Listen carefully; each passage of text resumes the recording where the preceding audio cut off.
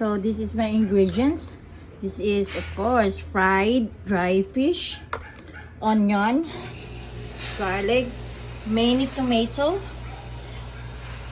black pepper, Guinness mix, and sugar.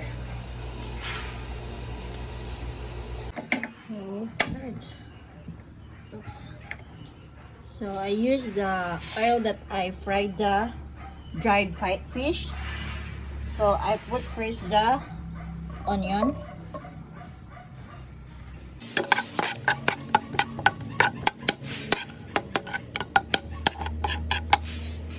garlic,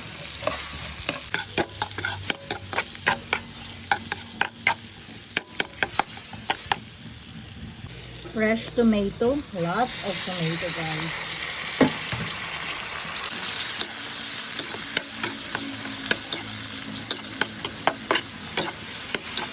So, we wait the tomatoes cook. Yung durog na tomato na po guys. So, we'll just wait for that. So let's put our sugar,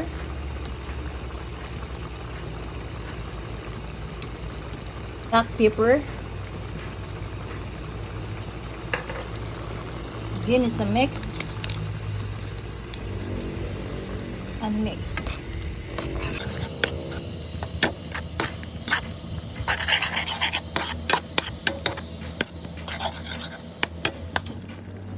I think the sauce is ready, so let's put our dried fish.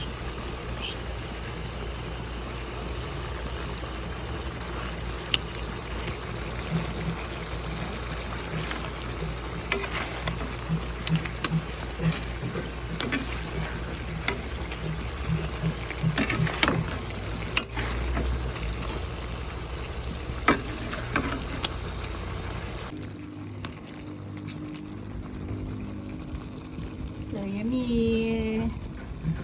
Ito yung easy cooking of dried fish na masarap.